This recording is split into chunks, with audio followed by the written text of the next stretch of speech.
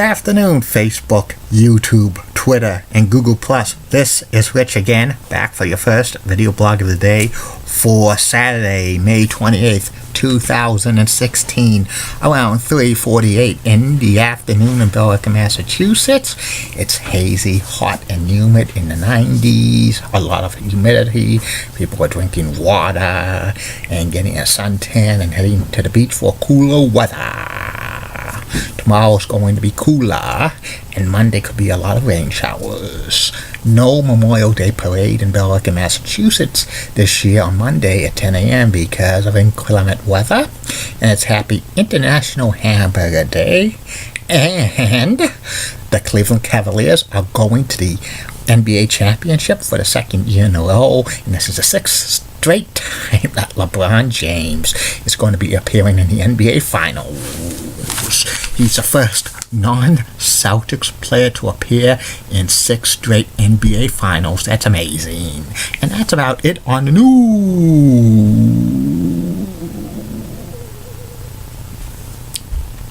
My first video blog subject of the day is my review of Starrcade 1996 at the Municipal Arena at Nashville, Tennessee. The main event was Rowdy Piper facing off against Hollywood Hulk Hogan in a non-title match. Plus, there were other exciting matches on this pay-per-view. And they had a dark match. It was a Mexican mini match. It was Mascarita Sarita Jr. and Octogoni facing off against Jericho Kit Estrada and Palito Morgan. And this was not seen in the pay-per-view. Mascarita Sarita pinned Jericho. And these are the matches that happened on the pay-per-view, which was called by Tony Schiavone, Bobby the Brain Heenan, and Dusty Rhodes, the American Dream, plus Mike Tenay, the Professor, and Lee Marshall called selected matches on this pay-per-view. The first match was for the WCW Cruiserweight Championship. It was Dean Malenko, the man of 1,000 moves, who was the reigning Cruiserweight Champion, facing off against Ultimo Dragon, with Sonny Ono as his referee, as his manager. Also, like, Ultimo Dragon was the J Crown champion, but that title was not on the line. This was about 18-minute match. It was real competitive. Ending had Ultimo Dragon reverse an arm bar and pin Dean Malenko 1, 2, 3 to get the WCW Cruiserweight Championship. The next match was the finals to crown the first ever WCW Women's Championship. It was Medusa facing off against Akito Horito with Sonny Ono and Kansuki Sasaki. And this was about a 7-minute match. It was an okay match. Ending had Sonny Ono hit Medusa over the head with an American flag, and then Akito Hoto gave Medusa a drop kick, the missile drop kick off the top rope for the 1, 2, 3. Afterwards, there was some dissension between Sonny Ono and Kansuki Sasaki. The next match was a awesome match between Houston Thunder Liger and Rey Mysterio Jr. This was about 14-minute match. These were two high-flying wrestlers. Rey Mysterio Jr. was very good in the 90s in WCW. Jushin Thunder Liger was one of the best Japanese wrestlers in the 90s as well, and they put on a wrestling clinic, even though the crowd was basically dead at this match. And at the ending, Jushin Thunder Liger reversed a Hurricane Rana on Rey Mysterio Jr. and put him with the Liger Bomb. 1, 2, 3. The next match was Jeff Jarrett facing off against Chris Benoit with Woman in his corner. And Jeff Jarrett really wanted to be a member of the Four Horsemen.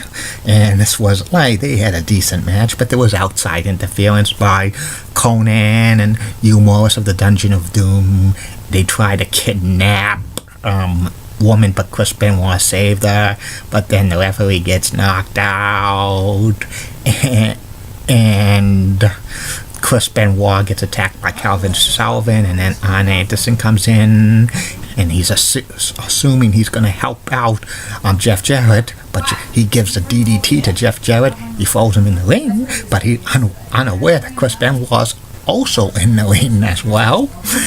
Yeah, he got attacked as well, and Jarrett gets put on top of Chris Benoit. The referee counts 1, 2, 3, and afterwards, Steve Mongo McMichael of the Four Horsemen blasted Woman and Chris Benoit. Also, Deborah McMichael's also blasted Woman as well. The next match was a tag team match for the WCW World Tag Team Championships. It was Ming and the Barbarian representing the Dungeon of Doom with the Mouth of the South, Jimmy Hart, in their corner, facing off against Scott Hall and Kevin Nash. The Outsiders both were heel teams, but Hall and Nash, the Outsiders, played de facto babyfaces, and this was an okay match. Halfway through, Jimmy Hart tried to interfere, but Six chased him, and Six got the megaphone, and at the end, like, Kevin Nash gave a boot to the Barbarian and gave him the jackknife power bomb for the 1, 2, 3. Hall and Nash retained the WCW World Tag Team Champions. Too sweet! And the fans cheered big time, even though they were heels. Hall and Nash were so cool. The next match was the finals for the vacant United States Championship. It was Eddie Guerrero. I lie,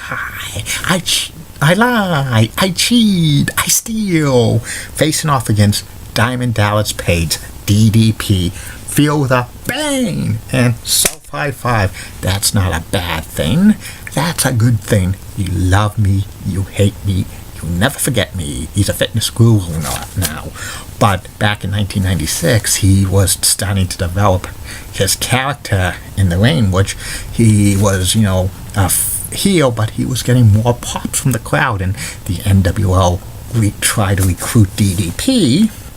And this was an okay match, back and forth. Ending had the referee get knocked out, and then the NWO comes down. Six, Scott Hall, and Kevin Nash, they attack DDP, and that gets Eddie Guerrero the event. He does the 5-star frog splash. The referee gets waked up. He comes back to life, and he pins DDP 1, 2, 3. And Eddie Guerrero's the new WCW United States Champion. But afterwards, Six attacks him. The next match was another grudge match. It was Lex Luger, the Total Package, facing off against the Giant, representing the NWO. And this match was a good match. It was back and forth until the referee gets knocked out. And the second referee, Nick Patrick, who was the NWO referee, attacks Lex Luger.